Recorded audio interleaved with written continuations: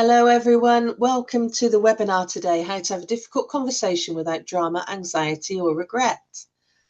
Really excited to have you here. Thank you so much for choosing to spend your time with me today. And that alone tells me that this subject is really important to you. So maybe it's important to you because, you're carrying a conversation that you've been putting off. Maybe you should have it, but for whatever reason, you've not yet. Maybe it's because you've had one go badly in the past, or maybe because, you find that leading people and not having these conversations is actually starting to feel heavier than speaking up. This webinar today is really about giving you some insight and some tools that you can take away and use immediately.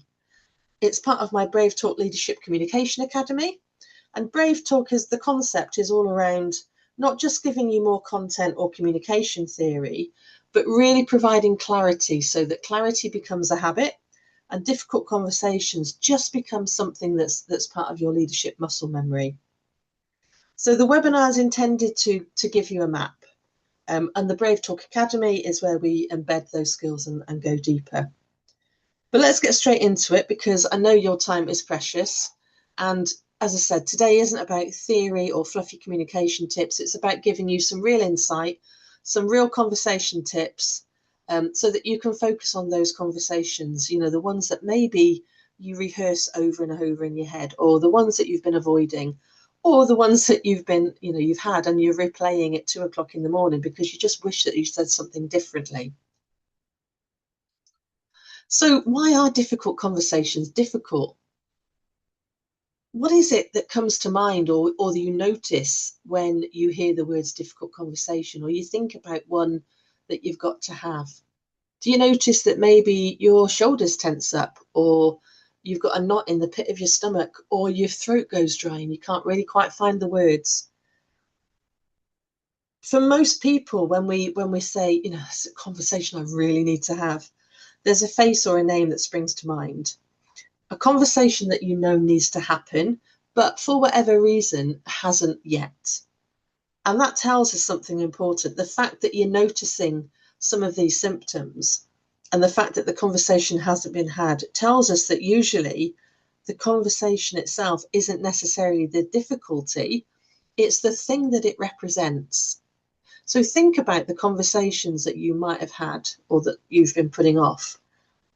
What has been represented by that conversation? Is it that there's an element of risk, or there's an element of uncertainty, or maybe we just don't know how the other person is going to react?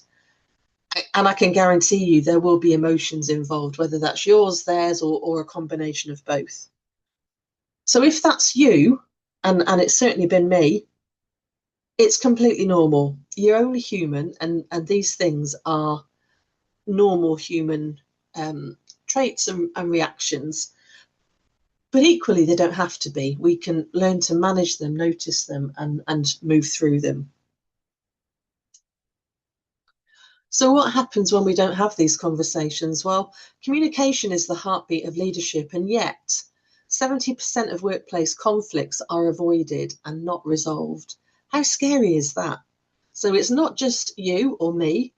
Actually, this is many, many, many hundreds of thousands of businesses across the UK, probably across the world, that are just not facing into conversations that will really make a difference. And, we find ourselves coming up with, creating really reasonable explanations as to why we're not having that conversation right now.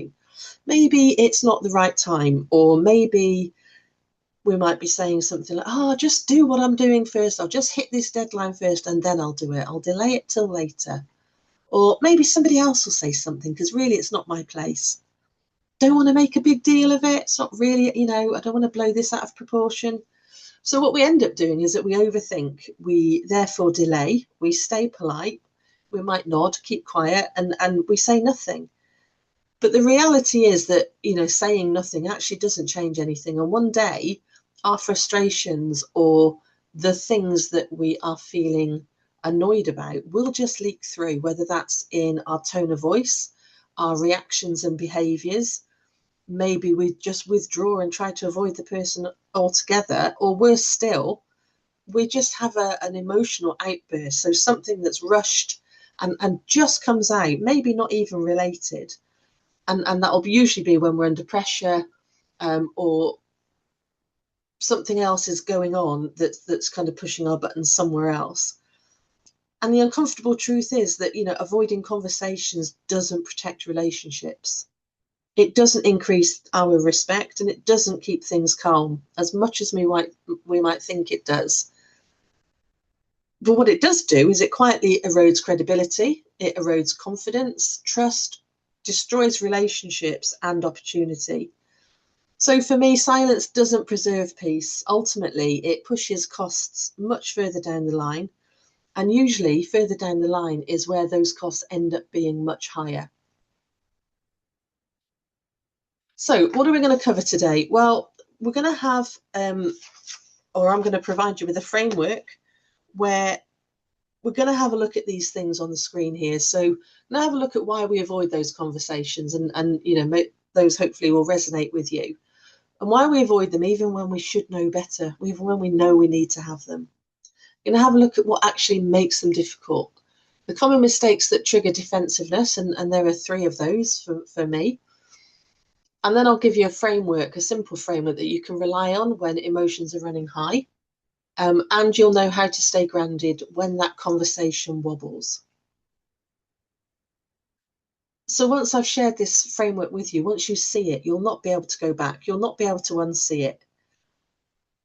Because let's be honest, difficult conversations don't get easier by ignoring them. They get easier when you practice how to have them, and more importantly, when you practice how to have them well. So once I've given you this framework, what you will be able to notice is those aha moments. So as we go through, you'll notice at different points, and it'll be different for all of you. It might be, this is the bit of the conversation that I know I don't do, or I consistently, deliberately avoid because it doesn't sit comfortably with me. Or this is where I over-explain because I don't know quite what to say here, or I feel that I need to get my point across. This is where the emotions come in and hijack, and then I usually lose control because I'm so out of control of my own emotions. Whatever it is, noticing is the first step, and that's absolutely great. And as I say, once you've noticed it, you'll not be able to unnotice it, and you'll be able to then move through the framework with calmness and clarity. But firstly, very quickly, who am I? So I'm Chrissy, and I specialise in leadership, communication and development. And I work with leaders and business owners who want to lead well without becoming aggressive or awkward. Or equally, on the flip side of that, they don't want to be people pleasers either. But what they do want is a high performing team that is, has clear expectations set, knows what it is that they're doing, and can take ownership, and there's some accountability, because ultimately with all of that, that's how the team and the business will grow. So my work that I do with these businesses sits right on that intersection of empathy and accountability. So getting that balance right, that paradox almost of how can you be empathetic but also hold people to account as well? Because my belief is you don't have to choose between one or the other. It's not an either or, it's empathy and accountability. You can absolutely do both. So why does this matter to me? Well, it's really important to me because I've seen it as an individual. So I have been one of those accidental leaders, being promoted into a very, very large team without any training and support, and managing a team of over 100 people, where previously 2 days before I'd been, I was the boss of people that had been my boss 2 days before. And I felt the cost of, not being able to have conversations because I didn't know how. I felt really uncomfortable. I just wanted to be liked. And any, 101 other reasons as to why I didn't or shouldn't or wouldn't have those conversations. So I know what it feels like personally. But I also see it with the people that I work with day to day. I know the cost of having very capable, very experienced leaders burn out because they keep carrying the weight of these things alone, that, their teams becoming fractured or disengaged because nobody is dealing with the issues. leaders holding on to stresses that they were never meant to hold by themselves. And almost always, sorry, it comes back to this, that the conversation that needed to happen for whatever reason just didn't. And this is why I created Brave Talk, the Leadership Communication Academy, with a suite of skills, of different communication skills that will help assist leaders, business owners with all those various communication aspects, because conversations get easier, not just when we understand them, but actually because we have a skill and a framework and we're trained how to have them, but more importantly, that we practice them, and we practice them how to have them in the right way and the right way over time.